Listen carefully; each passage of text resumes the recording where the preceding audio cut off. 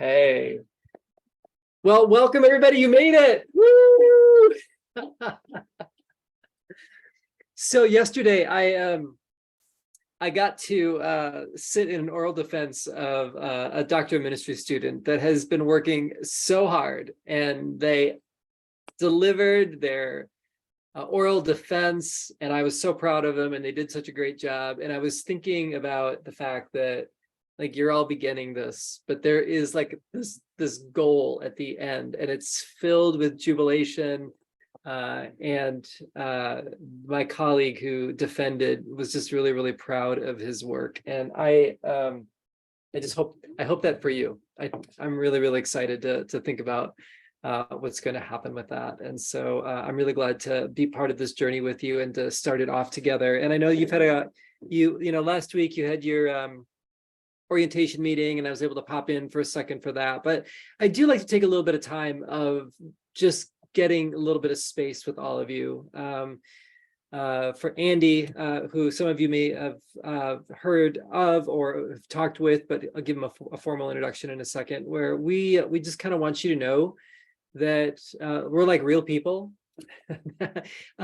with real passions that are here for you. And what I love about this cohort is that it's hybrid. I mean, we're going to get a chance to be with each other in the fall, but there's a lot of online as well, designed with your lives in mind. So we certainly know that, but we want you to know that we are for you and with you and available to you. And here's an example of it. So just always know that I do not accept very kindly emails that start out with, "I know you're so busy, but..."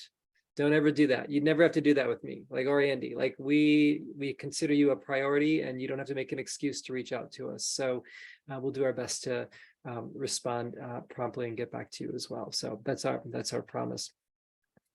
You all have had a chance to briefly introduce each other, but I'd like us to do it again, just because we're going to get a chance to really get to know each other over the next 3 years. But I want to start with my colleague and friend, Andy Jung, who's also a Doctor of Ministry graduate. So this is what you look like when it's done. Smart, good looking, smiling. So Andy, why don't you just take a minute and introduce yourself? I'm really kind of curious, like where you are, what you're doing, and also share something you're interested in with regards to youth, family, and culture, and then anything else you want to say. Yeah. When I started the Dmin journey, I had hair like Steve. No, I'm kidding. No. It is so awesome and a privilege to begin this journey with you guys, and looking forward to getting to know you and read your stuff and learn with you as you write and as you research. That's just so many great things that I can't wait to do with you guys. As Steve said, I am a graduate of Doctor of Ministry at Fuller in the area of youth, family, and culture. I currently serve as the Senior Director of Church Engagement at Fuller Youth Institute. So if you probably have heard of Fuller Youth Institute, but FYI is one of the centers of Fuller Seminary. We have about 5 or 6 centers within our seminary, and we focus on research on youth and young adults, and we turn that research into resources and training that leaders like you can benefit from in churches all across the country and really all over the world, as it represents here in this room. And so that's what I get to do on a day-to-day basis. But I also am a practitioner like you are. I am currently serving on a church staff as a young adult ministry consultant. That's not my formal title, but that's the function that I serve as. And I get to help our church learn what it means to love and care for our young adults in the church and out in the community, and helping them to do that and do it well. So It's been fun. I just recently started this new role, but it is at a church where I served 11 years as their student minister back in my former life. It feels like a long time ago. And so it was a bit of coming back home, but at the same time, it's a different role and different place in life that I'm in, and a different church, because I mean, so many people have come to that church that I don't know. So it's been exciting over the last couple of months. And what I'm really passionate about is really the church and young people, those two things. And I'm really passionate about bringing those two things together, those two entities together, the church and the young people. And so the young people can be teenagers, college students, young adults, but that's my passion, and that's what I love to get up every morning and think about and help FYI accomplish, and also try to do it in my own setting. So that's the part that I love, and I get to learn with you guys as you do your own research, and I'm excited about that. So good. I cannot wait for you guys to get to know Andy over the next couple of years. You're going to find him as a really, really helpful resource and a very empathetic person who's been through exactly what you've been through. So you have that going for you. There's a number of things that Andy said that I loved, and I'm not going to reiterate it all, but it's going to be the transition to what I want you to do right now. I think I just want to remind you that, and I think I've talked with some of you about this, that when we talk about youth, family, and culture, that's a really broad tent. Like, that could be youth ministry, it could be local ministry, it could be parachurch ministry, you could be a chaplain or a teacher, or you might be interested in middle schoolers or perhaps even young adults, which goes into the mid to upper 20s, right? That's sort of the bandwidth that we're talking about here. So sometimes I have talked with newer students, they're like, am I supposed to be here? Like, my interests are a little bit, I'm not like a youth pastor, like proper, like I'm kind of something different. I'm like, oh, you're more than welcome here. As a matter of fact, we need more unique expressions of the way we think about advocating for young people. So I think Andy's interest in what he mentioned to you, I think, is a great example of that. The other thing that Andy did really great is, and this is something that I want you to practice, is I really am interested, we are really interested in what you're interested in. And I think what you're going to get, probably you've already gotten it, and you're going to continue to get it, is people are going to be like, well, what are you doing at Fuller? Or like, what's the Dmin program? Sounds like demons. Like, why would you do a Dmin program, right? And I think that there, in that moment, we have the opportunity to bail, and that's not bad. I'm just using that in my language, bail, and we kind of go, I'm just a student, I'm a doctoral student at Fuller, which is true, right? But that's very, very factual. And I kind of feel like when people ask that question, we have an opportunity to actually share our interests. Kind of what Andy said. I'm interested in young people in the church and what that dynamic looks like. And that's what I'm trying to figure out. You notice what he did there? And I think when people do that, they kind of lean in. And what it does for us is it helps us begin to practice and give language to the things that we're interested in. Now, some of you right now might be panicking. You're like, oh my gosh, I don't know what my interests are. That's totally okay. Like, you got 3 years before you have to do your final project, so you don't have to worry about it. But that interest doesn't magically come down from heaven, like in the middle of the 3rd year. It actually comes with you trying words in your writing and in your speaking with each other and your talking to bring that to life. So when someone asks you, like, what are you doing with demons at Fuller, like, say, this is what I'm really interested in, and then actually tell them that. And I think that's going to be something that's going to bless them, and I think it's going to help you. So I kind of want to practice that with all of you right now. We're like all new, so like there's not anything bad. Like, this is just a chance for us to kind of test it. But I love for you to go around and just say, again, like your name, like where you live, like just really briefly, like your job title or what you're doing. But what I'm most interested in then is for you to say, and here's what I'm interested in when it comes to youth, family, and culture. And if your answer is, I'm not sure yet, or young people, that is a completely fine answer at this point, but at least you're articulating even that, which I think is really, really formative. Okay. So So this is like this is like a formational introduction exercise that we're going to do together. All right. So now I have to ask someone to go first. And this is where, as Christians, we either defer to others because we're so holy or we're just scared half to death. And neither one needs to happen right now. So is there anybody that wants to go first? Otherwise, I'm just going to have to like ask one of you to go first. Oh, okay, Amber, wait, thank you on behalf of all of us. Thank you for going first. We're cheering for you right now. Thank you. My fun fact is I get more anxious when I stop and listen to other people. So I prefer to go first in class presentations most of the time. Wise woman. But then I overthink what I said because I didn't get to hear everyone else. So I'm going to try not to do that part. But thank you. My name is Amber. I live in well, I work in Washington, D.C. at National Community Church. I'm from Northern Virginia. And so I'm in the family ministry seat over our church. We were a multi-site church before COVID with 8 locations that are now down to 2. So it's a whole new dynamic that we're navigating right now. Yeah. Larger campuses, but different model. And so I'm kind of trying to figure out how that works in this current season. So I'm more on the kids side. That's my background. But I also provide support to our parent strategy and youth and kind of overall discipleship. I am a mom of a 5-month-old who gave me a cough. So I apologize if you hear me coughing on this call. She's getting over a little cold. So she shared it with me. 2 things I'm kind of currently interested in right now. One, just big picture, like what drew me to this program, definitely the cohort side, but just trying to think through like if we want our students to graduate with a certain amount of like beliefs, experience, knowledge and faith, how do we build that back starting from nursery up? What are the experiences, the classes, kind of the opportunities that we want to give our kids and students?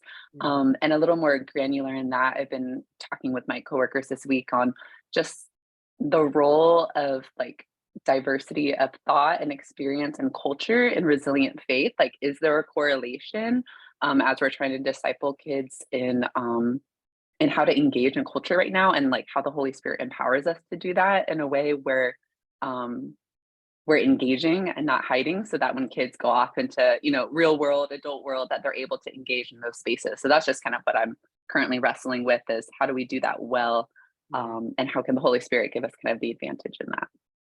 Love it. Love it. Thanks for going first. So many good things for us to think about there and to connect with. I mean, there's probably some things that you've said that others in this group might be interested in talking with you further. And so appreciate you going first. Thanks, Amber. Who's going next? All right, Casey, way to bring that hand up. Jumping in, and primarily because I was actually part of an 8-location multi-site evangelical church, and a year ago transitioned to Young Life staff. I was the family pastor in a church in Chicago, the Chicago suburbs, and yeah, honestly, sort of got bit by the like asking questions about Gen Z and then theology and the crazy sort of what felt like duct tape theological conversations were required to bridge those 2 trajectories, and sort of in the middle being, I guess, to use a nerdy seminary word, epistemology, and like addressing that the differences there is sort of where my passion lines up. But yeah, I'm the area director for Young Life out here in the Seattle area. Yeah. We're in a suburb north by about 30-ish minutes. And yeah, I'm just really interested. A lot of our students are either really new to Christian faith and practice, or like it's completely foreign, and all they know is that Christians hate gay people. So it's like this crazy milieu. And then I'm coming out of like the Midwest as a pastor, back to my hometown, and like, where does all this line up? Where do I sit in it? So I'm full of so many questions, and behind it are a lot of teens. Actually, I work with sophomore guys, and they're asking a lot of these questions that like I go to campaigners with Young Life, and then I'll be going to the readings even as we've been doing them here in June. And so I'm like bringing that into the text, and then bringing the text back to them, but trying not to be too geeky about it. So yeah, I'm bringing Young Life, some pastoral experience, and who knows what's ahead, other than I have a lot of questions. And yeah, my wife and I are kind of theology nerds, so pumped to be doing this process as well. So great. So great. Yeah, there's probably a few books that you're probably getting pretty geeked out about for this class. Andy knows, usually I'm supposed to assign 4,500 pages for the whole year. I think I usually start with about 9,000 pages, and then I have to stick all the other ones in recommended readings because I just have so many I want you to read. So I won't put that on you, but happy to always give you more options if you're looking for them. So Casey, welcome. So glad to have you. Thank you. Okay, yeah, Wee Young. Hello, everyone. Kia ora from New Zealand. I live down in Hobbiton. Not really. It's I live in Auckland, New Zealand. I started about 10 years ago as a campus minister, reaching out to university students, and now I am the next generation pastor of my local church, which looks after ages 0 to 35. But I've always been passionate about young people since the time I was young myself. And I think the turning point in my life was when I was at university in my second year, where having been raised as a church kid, I wasn't living I was really living a double life. I was not discipled. And I came to a point in my life where I had to make a choice whether I give it up or follow Jesus with all my life. And thank God I made that decision. That was well over 20 years ago. And so in my mid-30s, after a fun ride in the corporate world, I left the corporate to serve God. And so, yeah, my life is all about finding ways to help post-Christian New Zealand young people to love Jesus. And it really is pretty dire here. Stephen knows about this. We've had a chat. We lead the world in many very sad statistics, youth suicide, divorce statistics, depression, mental health. 1 in 4 young people aged 14 to 26 have called a suicide helpline in the last year. And so I've been looking for solutions for years. The best I've found has been from FYI, and I've applied a lot of FYI stuff over the years. And when my friend, Dr. Yu Lee, when she worked at Fuller for a while, she taught me at Wheaton. So I'm sort of finishing off my master's at Wheaton. So final class. So I'm not officially part of you guys just yet. But Dr. Yu Lee said to me, you need to come and talk to my friend Steve. And I said, oh, you mean Stephen Argue? Yes, I've used this stuff. And so that was the start of journey about a year ago, and just privileged to be with you all. So right now, I also, about maybe a couple of years ago, was handed a small business that teaches life skills to young adults from a mentor of mine. So now I have 2 jobs. I'm a next generation pastor and also an executive director of a small mainstream secular training institute that has I call it ninja style agenda to reach young people for God. And so it's not a Christian program, and we have all kinds of people. We have transgender people, we have Satanists, self-professed Satanists, we have atheists, we have Christians, all kinds of people of all cultures come to the course. And we're running our next holiday program in 2 weeks. So it's been a privilege, very diverse role. And I'm just here to learn. I'm just here to learn and find solutions to help Aotearoa New Zealand return to God. Yeah. Yeah. So good to have you, Young. It's just it's really, really great. Appreciate you being a part of it. And yeah, like you mentioned, because you're finishing up at Wheaton, you can't officially be registered until our cohort. So we'll get to see you then. But Young is going to be following us along in the readings and everything else. So we'll love to have that, and we're really glad you can be with us now. I love your mention about the atheists. I'm reading. I'm always really bad at this. I'm reading this book right now, which is really, really interesting. This religion professor from the University of Santa Barbara has written a book on all the different types of atheist, secular perspectives, non-religious identifications. And I'm trying to muddle through this, but it's kind of interesting. So if you're interested, I can pass that on to you. So yeah. So great to have you. Awesome. This is great, Al. Who's going next?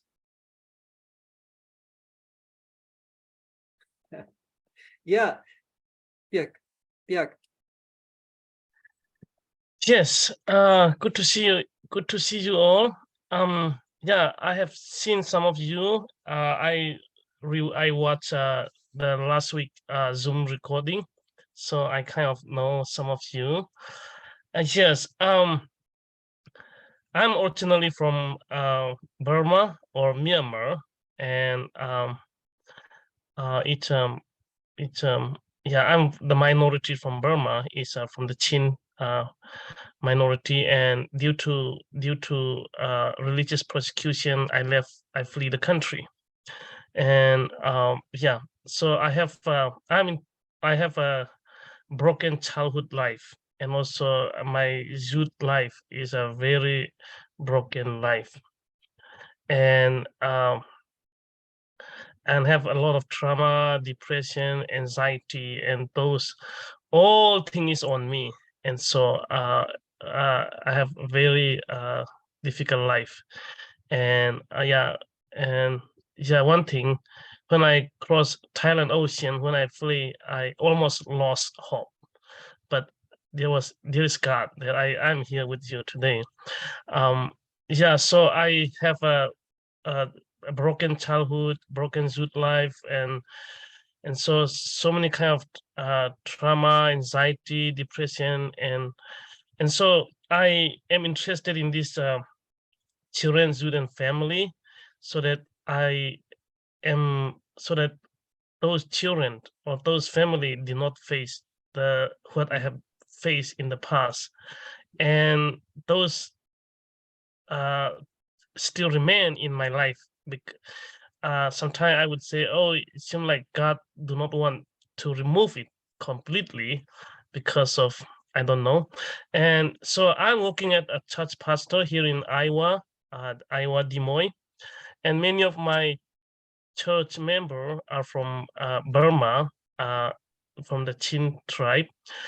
They also left the country. They also left their parents, their family, their relative, and so I have been saying that we are here in when the healing process, mentally, physically, and spiritually, because when we left or when we are in there, we are abused physically, mentally, also spiritually. So we are in under the healing process of all those things. And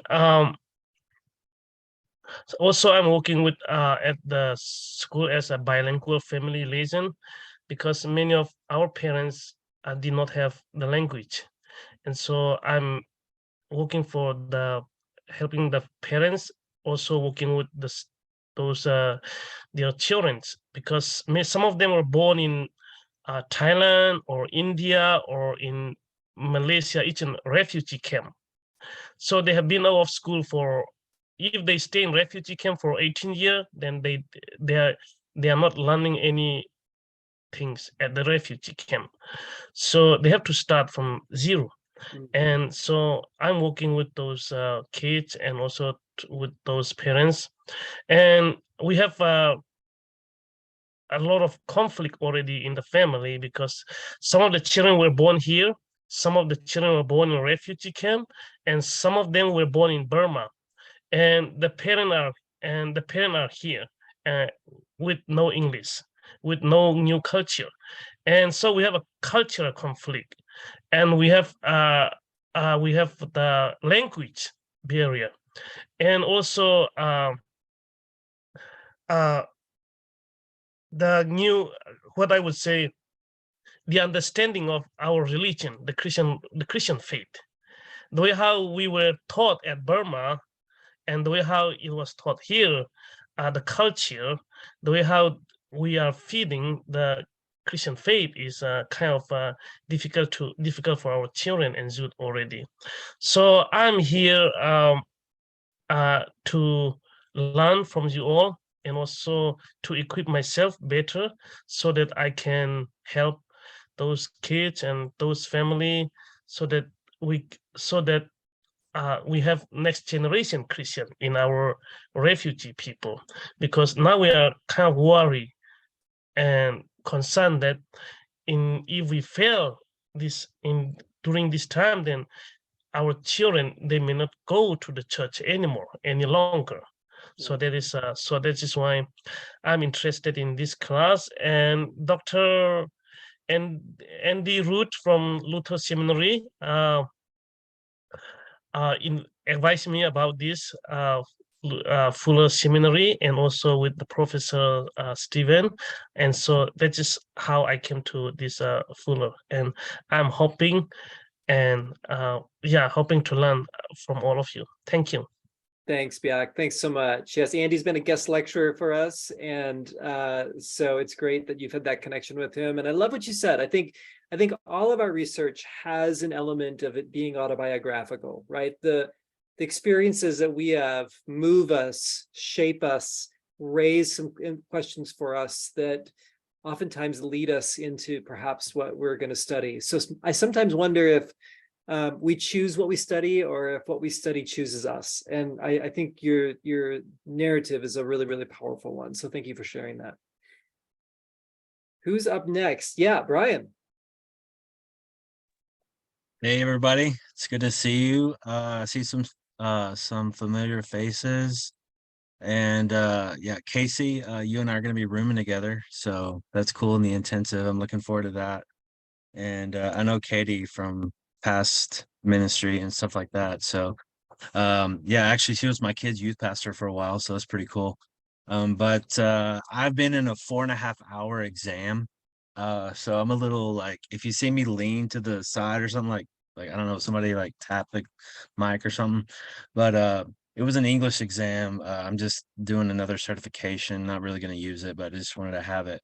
But anyway, it's good to be here. I work and my wife as well. We're both Spanish teachers. I work at Kemner. She works at Elkins, and we love the students. So between the two of us, we have connections with about 300 students that we regularly interact with, and we love it. My wife is actually in Spain right now on a scholarship thing she got over there. So she may be ending up getting her master's and doctorate over there to do Spanish, but she's actively involved in the ministry that I do, that we do together. And we have 2 kids. Like I said, my daughter is 17. My son's about to be a teenager. He's 12.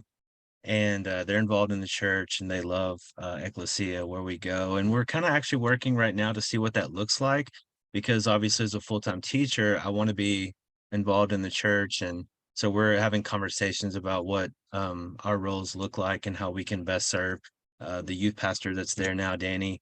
He's a great guy and doing a lot of cool stuff. So we just want to join arms with him and see what we can do. As far as my passion has for a long time been mental health.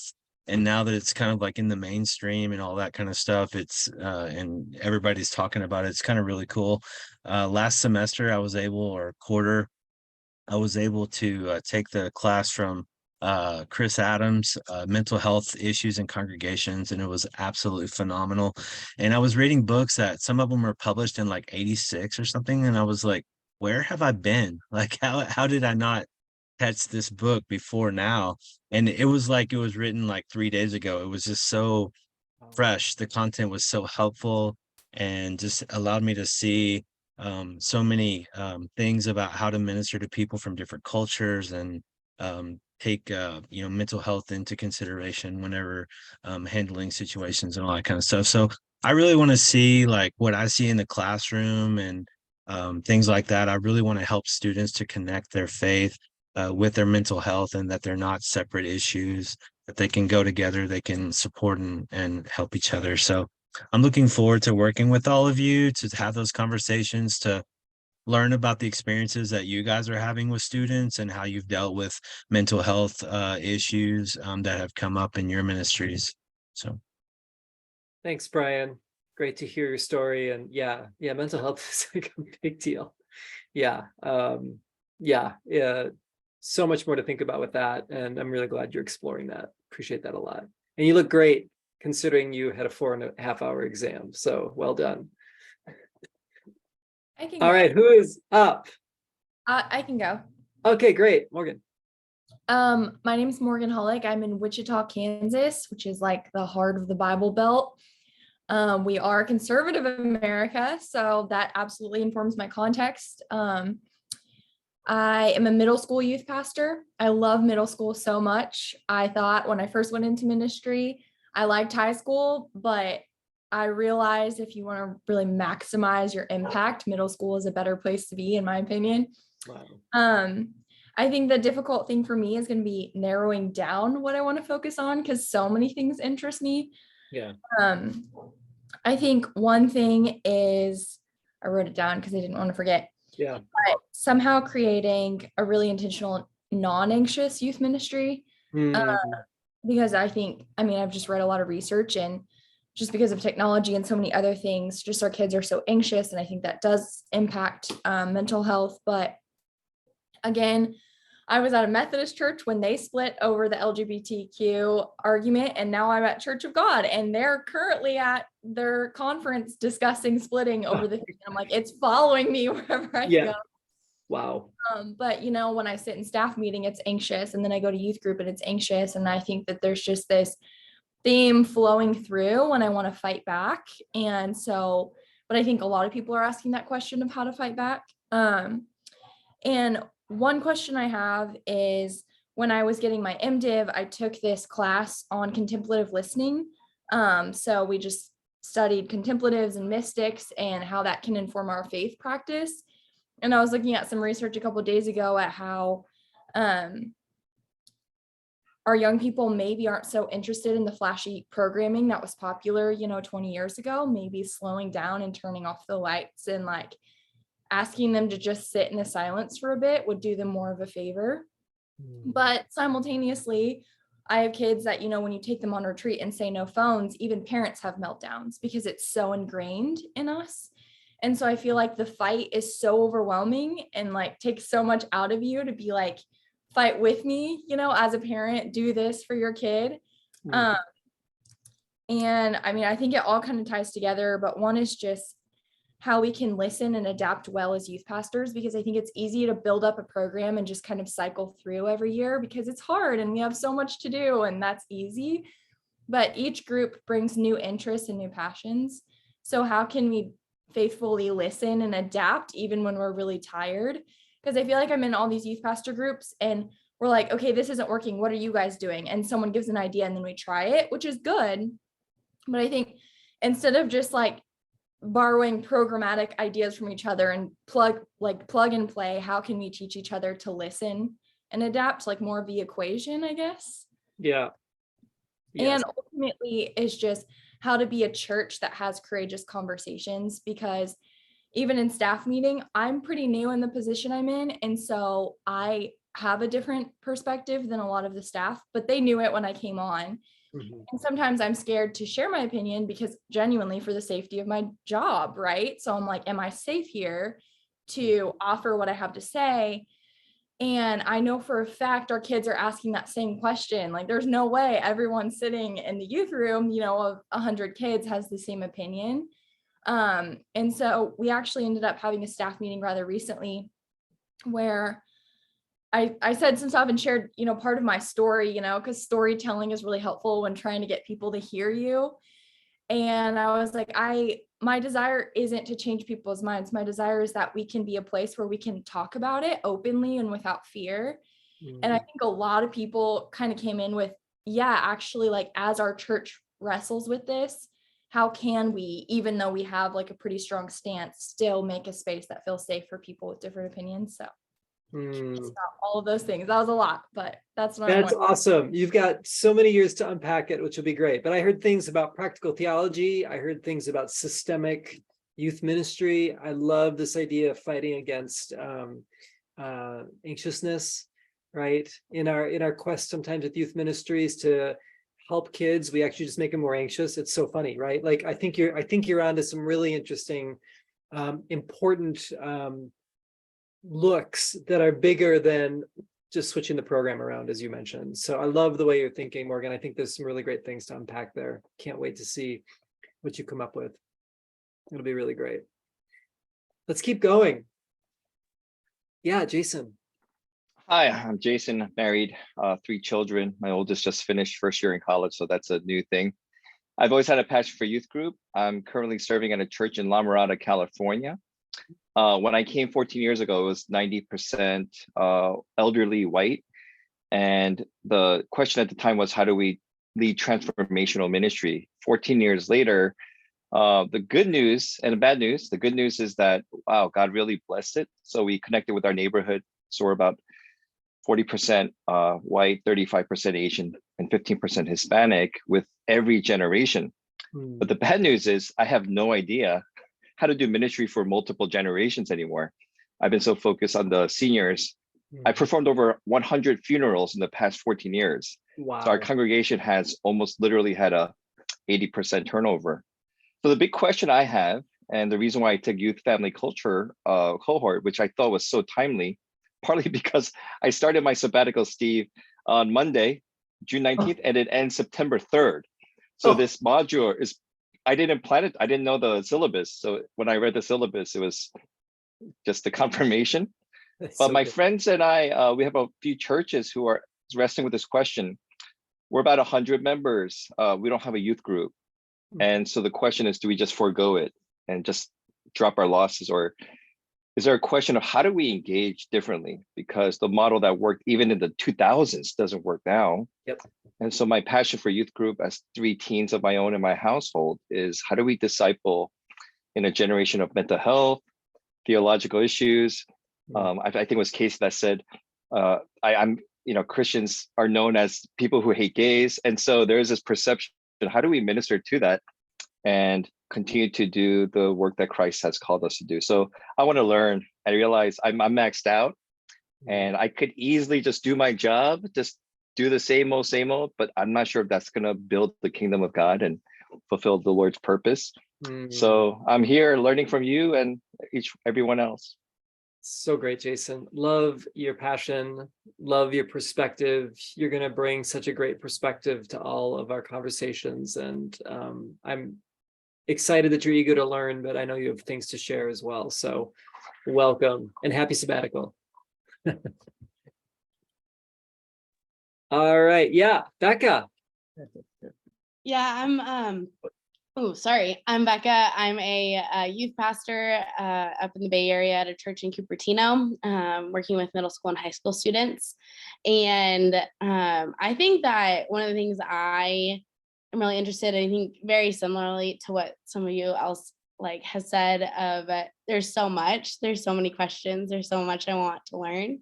But I think it really kind of boils down to an overarching theme of how do we as a intergenerational and multicultural church really help young people come to understand that life following Christ is where true freedom lies. And right, the world likes to tell us that freedom lies everywhere else, but besides in the church and besides following Jesus. And so how do we, through all these various things, and I think really through I'm looking right now really at the practice of spiritual disciplines and the development of those as places where they're not performance-based, but where true freedom can be found as we come to understand who our God is in a deeper way. And so I think just it's so broad, but I feel like it encapsulates that's the major theme I find as I ask these kind of more in-depth questions, just walking through with these students. So yeah, that's kind of where I found myself. Fantastic, Becca. So many good things there. And I already see people's oh, you're doing that too. We're learning from each other. I think this is really, really great. So I think cannot wait to hear more about your context and the way you're wrestling with it. It's really great. Thanks. All right, couple more here. Who's going next? All right, yeah, Bianca. Hi, everyone. So excited to be a part of this group and just be doing this program. Been wanting to do doctor ministry for a while, so this is really exciting for me. I'm Bianca Howard. I live in Atlanta. I served in Next Gen and youth pastor for the last 16 years at a historical African-American church in Marietta, which is a suburb of Atlanta. and just ended that position in December. So I was there for 16 years. I was actually a youth there and took the youth pastor's position 16 years ago, my youth pastor. So, and she is now deceased, but just excited to, was excited to take that, take that torch and run with it for that next decade. I am married to another minister who's also a youth minister, but going into pastoring. So we are a ministry household. And we have 2 kids. I have little ones as well. I have a 4-year-old just turned 4 2 weeks ago, and a 16-month-old. Boy. So we are busy, and they'll probably be running in here any minute. Awesome. But They're so more than grateful. welcome. Yeah. So just starting this whole parenthood journey. So really excited to be a part of this cohort. So I've been doing youth ministry for many years, and just have a passion for the Black church and for youth ministry in the Black church. I feel like the Black church is very under-resourced when it comes to youth ministry. And I read this somewhere that the mainstream Black church is about 15-20 years behind mainstream white churches, and especially in youth ministry. And so just don't have a lot of the resources and the things that are going on in other spaces. And so really have a passion to help youth workers and help those who are in the trenches right now, as well as youth. And so one thing I didn't share, so I just left my position in Atlanta at the church, but I now work for Orange. They are a curriculum that does children and youth and family resources.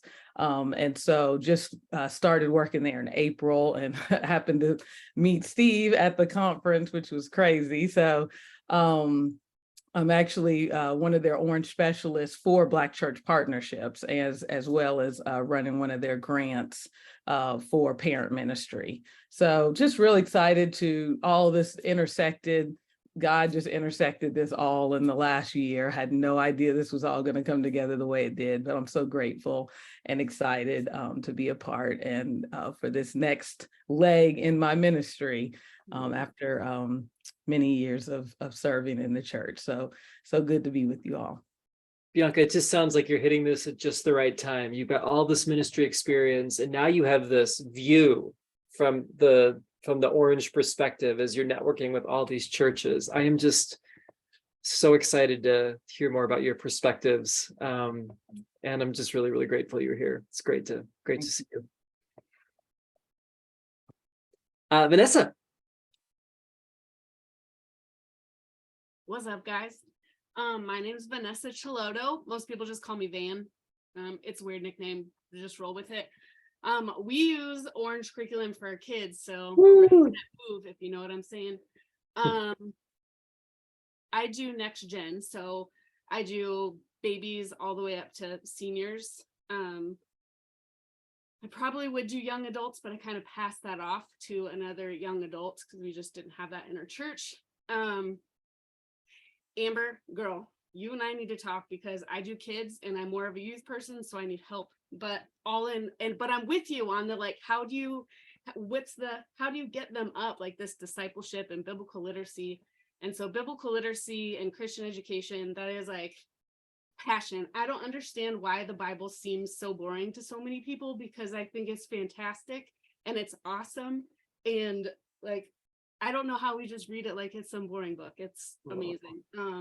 So super passionate about that. But I think what I'm more interested, and this just hit me because I'm a military kid. And so just kind of talking about it, what it is, and just thinking about, like, my undergrad was youth ministry, my MDiv was youth ministry, and here we are again. But through all that study, there wasn't a lot discussed about military kids. And military kids, like, we make up as a whole of all the people that have ever been military kids, that's like 15 million people in the world. Wow. And we're a very diverse group of people. we're like world traveled, but we have our own culture in a sense, and just the way that the church works within it. I think that there's something really powerful and big, one that we can do for the youth as they grow up.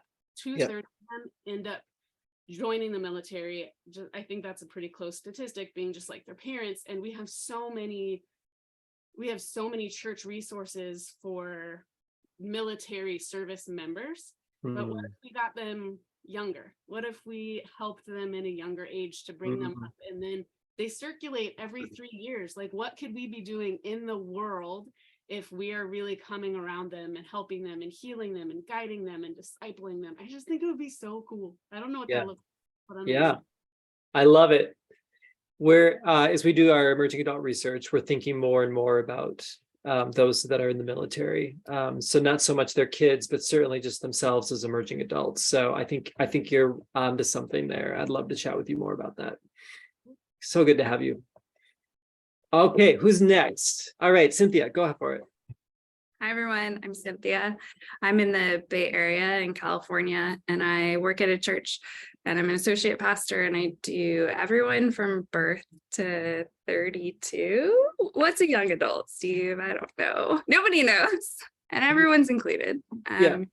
Yeah. So I think I wrote in my paper that I was interested in transitions, everything from 6th grade to 7th, 8th to 9th, and then seniors and beyond, and that gap that we all have to leap over in order to transition.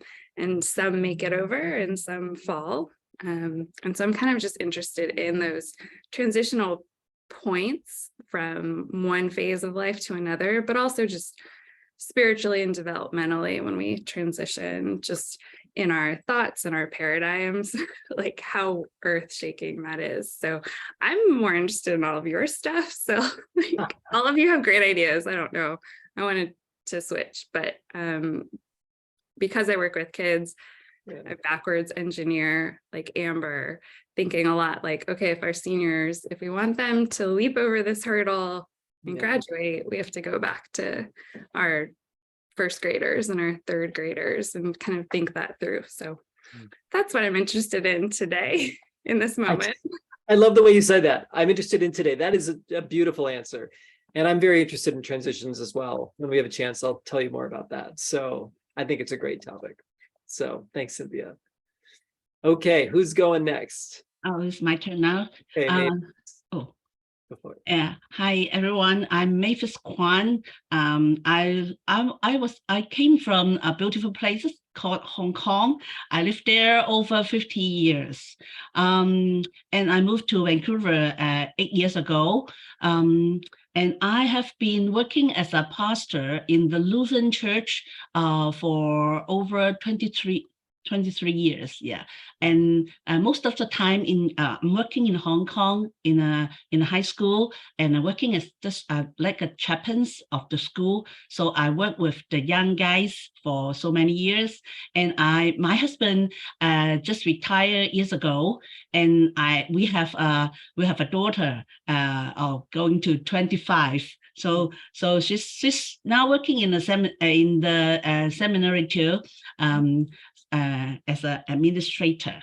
So the reason for why I want to study in Fuller, first reason is that when I working in the church in Vancouver, there's a phenomenon, maybe you all know about that, an exile of the second generation of the Chinese. So I found this very interesting, and it triggered me to want to know more for the reasons and for the solution. So I tried to make myself available to learn more and study more. So for my husband's support, so he's so supportive, and then I start this journey.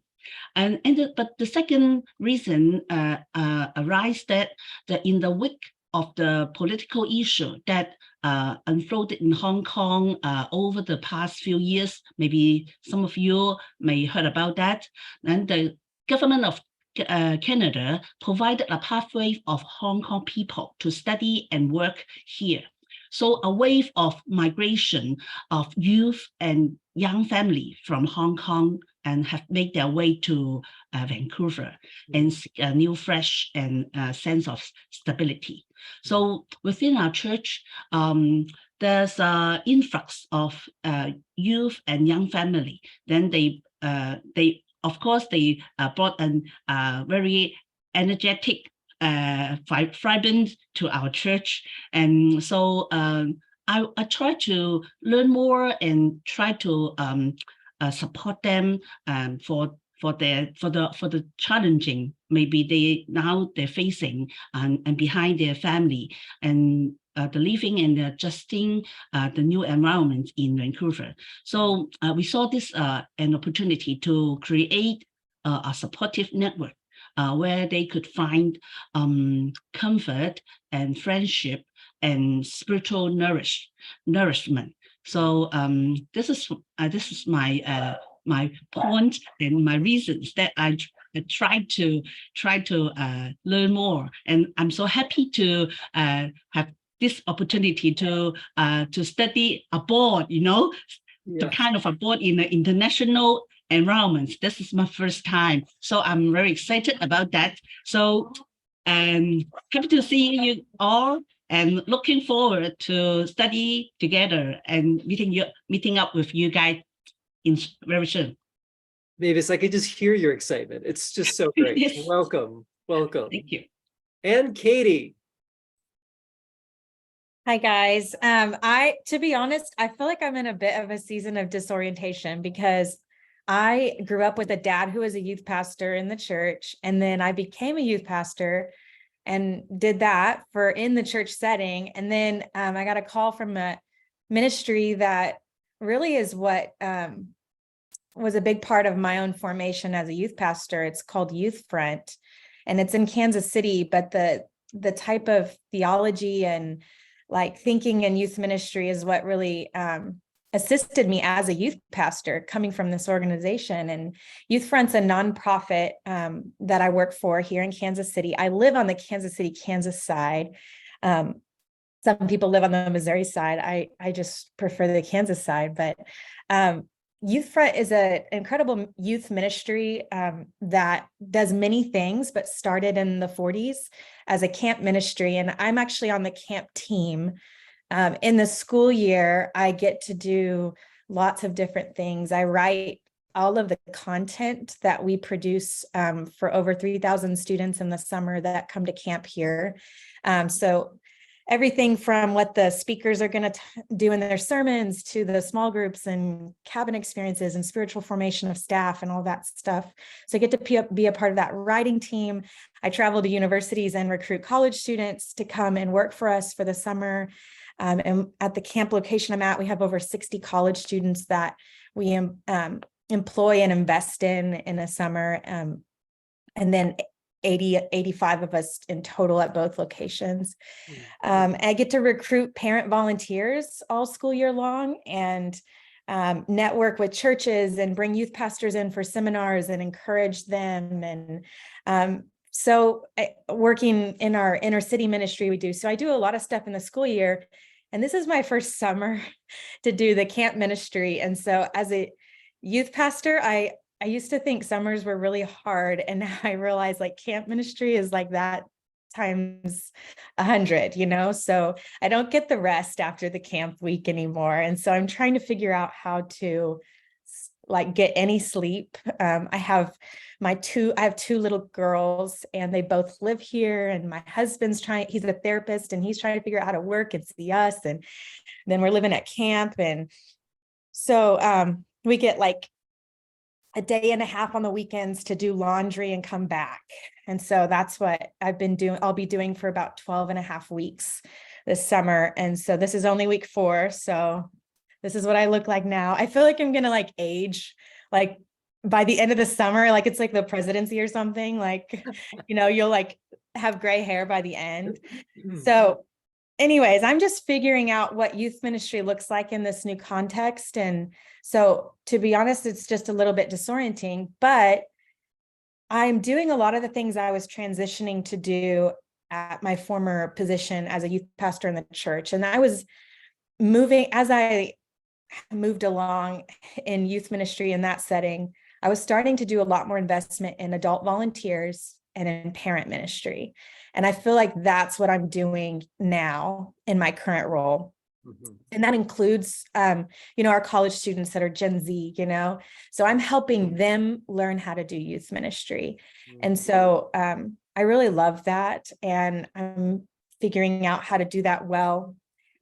This week we have kids camp. And so we have 3rd through 5th graders here. We've had tons of middle schoolers before then. And so I'm just really enjoying that and learning what that looks like. And I'm one of those people, I know several of you said you can't pinpoint one thing you're interested in, and I feel the same. And so I'm I was kind of one of those stressed out people when you asked us to answer this. I'm figuring out how to be a mom of really little kids and be in ministry. And I think I've been trying to figure that out for the last 6 years. Yeah. I have a daughter that just turned 6, and just navigating that sometimes among, as a woman in ministry. And then that all began in the South and in spaces where there weren't a lot of moms as pastors and things like that. And so I'm just constantly been figuring that out. The other thing I just really love, and I think we're doing this already here, is just increasing diversity in leadership. I want the camp, of course, to increase in its diversity, racial diversity, but we've started to really increase the diversity of the college students we hire. And I really love that. And I've noticed that every youth ministry I've served along the way has been able to do that. And so that's just something that has just naturally been something I really have been interested in and love. And I don't know why that is about me, but I'm figuring it out everywhere I go. Yeah. I love it. Katie. You're doing great. Week 4, you're gonna make it. We're all gonna be praying for you. We're all gonna be checking in. You've got a bunch of people that are gonna do that for you now. So that's great. I love what you all have shared, and there are things that I want to tell you, which I will tell in the next hour that we're together. But I really appreciate everything that each of you shared. Maybe just with you all, I'll just say this is, I think one of the best things that my doctoral advisor told me to do as I embarked on my program was to have a small journal that was dedicated just to the things that I'm interested in. So it's not my spiritual journal. It's like this other idea journal. And what she invited me to do was to face and really think about the things that move me, that make me mad, the things that I want to fight, things that I want to run after. And let me tell you, if you were to look at that journal now, it's just like a beautiful mind. I mean, there are things all over the place. But what's beautiful is that over the course of time, you begin to see the questions getting sharper, the interests becoming clearer, the thing that's most important to me begin to come through. And I just want to encourage all of you that maybe one of your spiritual practices for this project, for this program, is to have that journal that you just keep over the next 3, 4, 5, 6 years, where you're just jotting down thoughts that come to you as you read or think or become. And I actually think that it'll be a wonderful partner for you as you begin to get to that point of doing your final project. And this is the journey that we're on, right? To not only do what people tell us to do, but to actually listen to the Spirit long enough to actually lean into what we really feel like God wants us to do. And it's a beautiful and challenging and lonely endeavor, because no one can really tell it for you. Like, that's something that you have to own. And so if it's hard, it's because it is. But I guarantee that it's something that's quite extraordinary. And we're committed to helping you with that along the way. And I think this is a great beginning of that. So well done. Okay, I've got a group of people that want to come in. I'm going to let them in. If you all need like 2 minutes.